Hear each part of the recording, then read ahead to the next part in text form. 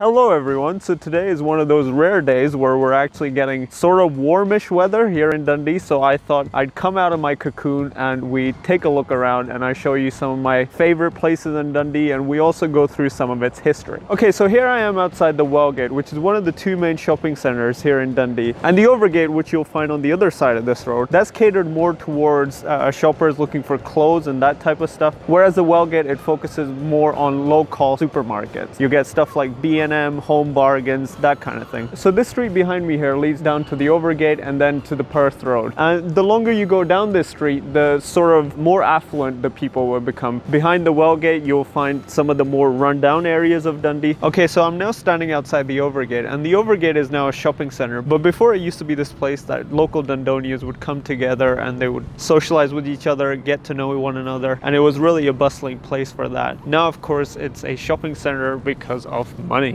During the 60s, the Overgate was a mixture of hotels, offices, a church, and a mall. However, after the Wellgate opened in 1978, the Overgate became neglected and run down. This changed about 20 years later when the Overgate was rebuilt into the building we see today. It became Dundee's dominant retail centre, with big brands such as Argos, Debenhams, and Next doing business. This led to the decline in the Wellgate that we see today. This, of course, is the sign of the modernization of Dundee. However, it comes at the price of the old culture of Dundee being lost, and iconic buildings such as the archway you see here being demolished. So here I am beside a statue of George Kilnock, who played a big role in Dundee's political compass. He was the first member of Parliament after Dundee passed the Reform Act, which helped the middle classes get the right to vote. Hey guys, so just a quick announcement. While I was filming Mr. Kilnock over there, I ran into George, and George does tours of Dundee. So the statue of George Kilnock is controversial at the moment. To the Black Lives Matter movement are suggesting that he was a slaver, but the fact is, as far as I'm concerned, he had an uncle. His uncle died. His uncle owned a slave sugar plantation in Jamaica, but when he died, he transferred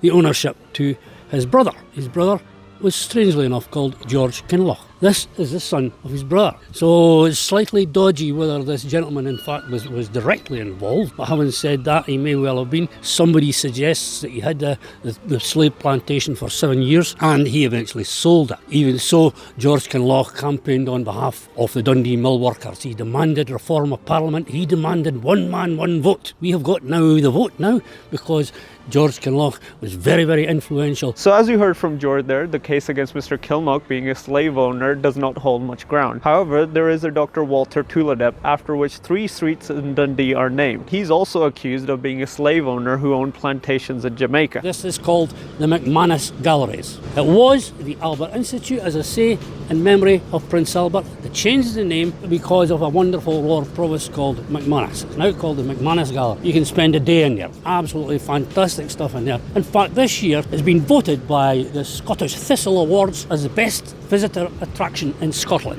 Do you prefer it to the V&A? It's an entirely different thing. You know, it's a concept, the V&A's design. This has got everything you can think of in here. It can take you back 400 million years in the history of Scotland. Okay, so here I am in front of the DCA, and this is one of the only cinemas you'll get in the Dundee city centre area. It's not going to show your Transformers or your Fast and Furious, but you'll find some nice art house and foreign films here that you can come and watch. You're currently on Perth Road, which sort of caters to the young professionals and the massive student population that Dundee has. So Dundee has 2 big universities. One of them's over here, the University of Dundee, and the other one is the University of Abertay Dundee, which is not far away from here. You go to the University of Abertay Dundee if you want to study computer-related courses such as computer science, gaming, computer arts, and they also have a very good business school. You go to the University of Dundee if you want to do pretty much everything else. Now, there is a lot of debate over which university is better.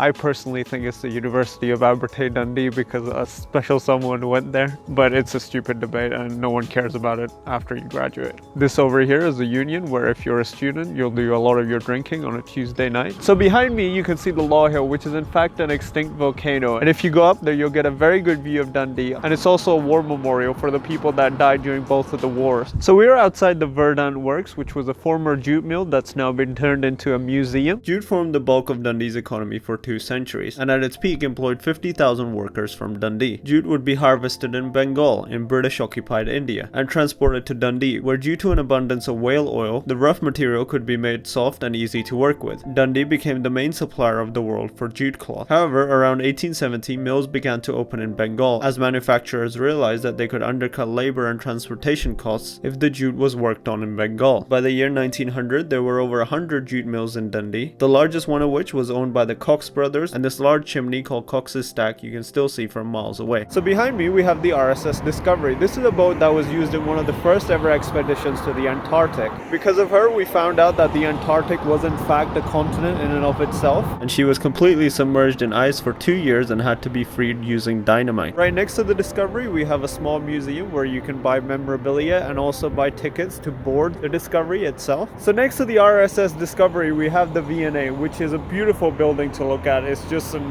architectural marvel. However, it's kind of ruined by the eyesore that is right next to it. I don't know why that is there. From my personal experience, it wasn't as great as I thought it would be. The V&A was designed by Japanese architect Kengo Kuma, who won the bid for its design in a competition that the city held. Now this building cost 80 million to make, so it has garnered a bit of criticism, particularly as there are many areas of Dundee which are underdeveloped and require funding. For some people have claimed that it's more of a cafe than a museum. What most people don't realize is about half the museum is locked off and it's not in the free section, that is a paid section. So when you go inside, the museum looks a lot smaller than it actually is. A lot of the funding for the V&A came from charity. The whole point of it is to be a landmark and to put Dundee on the map in order to attract tourism, which it being the UK's first design museum, it seems to be doing its job. The paid exhibition, I believe, costs about £9 or £10, and the people who've been to that side of the museum said it was really worth it. So the old train station used to be over there, and now it has been moved to over here. I mean, it is a lovely building, but it's also just a giant billboard for a hotel. Now the River Tay is a very important part of Dundee. You have to remember that the Romans never actually made it past the River Tay when they invaded Britain. In the past, the whole of the waterfront was filled with docks, which imported jute and exported jam. The docks played a big role in the formation of Dundee. However, as the global markets changed during the 20th century, changes started to be made to the waterfront. So out of the 4 docks, 3 were demolished, and what you see behind me here is Victoria Dock, which is the one that survived. They were replaced by the Olympia Leisure Centre, Railway, and a really ugly building called the Tayside House. However, this new waterfront made Dundee detached from the river itself and made it look like what some call Britain's biggest car park. Many blame this on the local politicians. A much better waterfront had been proposed a long time ago by the city architect James Thomson. However, only the city's library and Caird Hall were built from that plan. The Caird Hall is an auditorium which hosts art shows, orchestras. It's also used for the graduation events by Dundee's universities and colleges. The Olympia Leisure Centre and the Hilton Hotel were rebuilt after 2010. Okay, so we are at one of Dundee's loveliest green spaces, Lesser Gardens. However, I don't really feel connected to the water at all because it is blocked off by roadworks and other stuff, and everywhere around me are these boards which stop you from viewing the rest of the city, so it's still got that commercial vibe to it.